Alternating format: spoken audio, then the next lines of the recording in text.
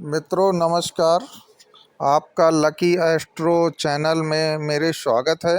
आज हम मिथुन लग्न के बारे में बात करेंगे कि वास्तव में 2023 में इनकी किस्मत का पिटारा कैसे खुल सकता है। इसके लिए आपको याद रखना चाहिए कि मिथुन लग्न में जो भाग्येश है वो आपका शनि है, और इस समय सबसे अच्छी अगर पोजीशन किसी की है तो वह शनि की ही है, क्योंकि शनि आपके इस समय 11वें भाव पर कुंभ में ही आ चुके हैं। अब याद रखिए कि वास्तव में मिथुन लग्न के लोगों की जो भाग्योन्नति है वह 40 वर्ष के बाद क्यों होती है, इस पर अगर हम विचार करें तो हमको ये पता चलता है कि ग्रहों में अगर कोई ग्रह जो सबसे ज़्यादा मंद चलता है तो वो कौन सा ग्रह है। वह निश्चित तौर पर जो ये 11 नंबर लिखा हुआ है, जहाँ पर कुंभ लिखा हुआ है, वो शनि सबसे ज़्यादा मंद गति से चलता है।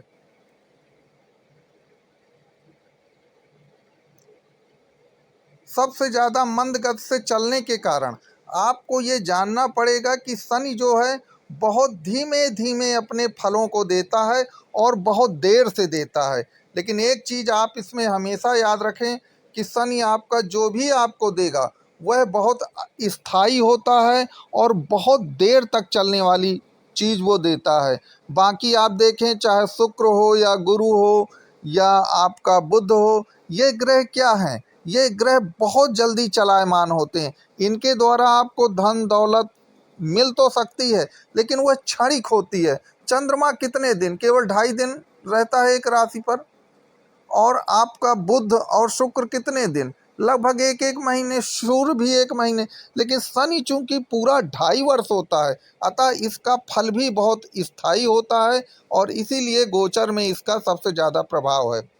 इसके सिवा शनि के बारे में मैं आपको एक बात और बता दूं कि मिथुन लग्न की कुंडली में आप जानते हैं कि लग्नेश आपका बुध होता है, और बुध क्या है, बुध शनि का मित्र भी है। इसलिए याद रखिए कि कुल मिलाकर मित्र मित्र के भाव को बढ़ाता ही है, और इसीलिए शनि जो आपके इस भाव पर आए हैं पूरे 30 वर्षों के पश्चात, याद रखिए यह आपकी किस्मत को बदल देंगे। लेकिन आपको एक चीज़ याद रखना पड़ेगा कि काल चक्र की कुंडली में अगर हम शनि को देखते हैं ना, तो शनि जो है आपका कुल मिलाकर क्या है, ये कर्म के भी कारक हैं।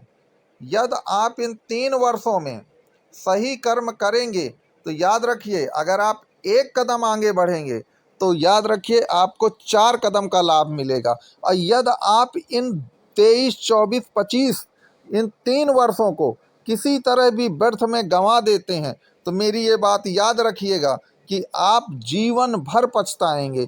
इसलिए आपको इन 3 वर्षों का सबसे ज़्यादा प्रयोग करना है। यदि आप इन 3 वर्षों में चूक गए तो मेरी बात को गांठ बांध के रख लीजिए कि आपको जीवन भर एक प्रकार से पछताना पड़ेगा, जैसा कि आप इस चित्र में देख रहे हैं। तो कृपया आपसे यही निवेदन है कि इन 3 वर्षों का भरपूर रूप से प्रयोग करें, क्योंकि शनि आपके कर्म के कारक हैं और कर्म का कारक ग्रह आपके भाग्य में आ गया। अगर आपकी मूल कुंडली में शनि की स्थिति बहुत खराब नहीं है, सामान्य भी है, तो आप मेरी इस बात का विश्वास करिएगा कि शनि महाराज आपके जीवन को बिल्कुल चमका देंगे। आपके जीवन में ये मानिए कि एक चमत्कार सा हो जाएगा।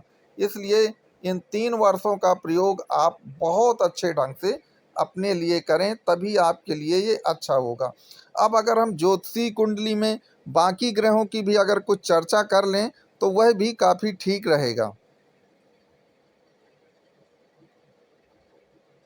देखिए, बाकी ग्रहों में आप जानते हैं कि इस समय गुरु महाराज आपके और राहु, इनकी स्थितियां भी आपकी कुंडली में अच्छी हैं।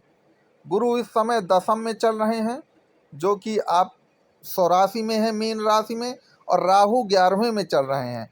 तो जो स्थितियां आपकी कुंडली में इस समय हैं, याद रखिए ऐसी स्थितियां बाद में दोबारा आना संभव नहीं है।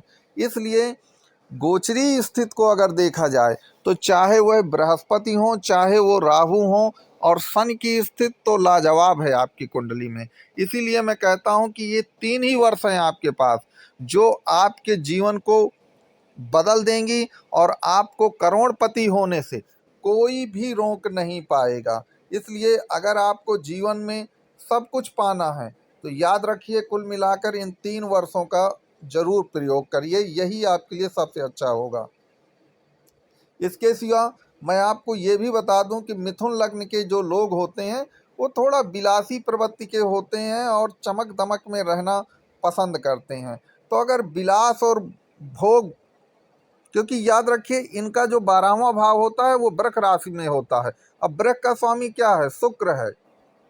तो शुक्र योगकारी ग्रह भी है आपकी मिथुन लग्न के लिए। तो इस कारण से यह भोग विलास में काफ़ी कुछ रत रहते हैं और एक प्रकार से देखा जाए तो इन्हें विदेश यात्रा करना या भोग विलास का जीवन जीना अच्छा लगता है। तो इन सब चीज़ों के लिए आप जानते हैं कि अर्थ की ज़रूरत पड़ती है। आपके जीवन में जो भी परेशानियां अब तक रही हैं, याद रखिए मेरी ये बात कि अगर आप कर्म करेंगे, अच्छे कर्म करेंगे, तो आपको धन आवक से कोई नहीं रोक सकता। क्योंकि याद रखिए लग्नेश आपका जो होता है बुध है और वो व्यापार का कारक है, हैं। अतः आप वीडियो देखने के लिए आपका धन्यवाद। चैनल को सब्सक्राइब जरूर करें।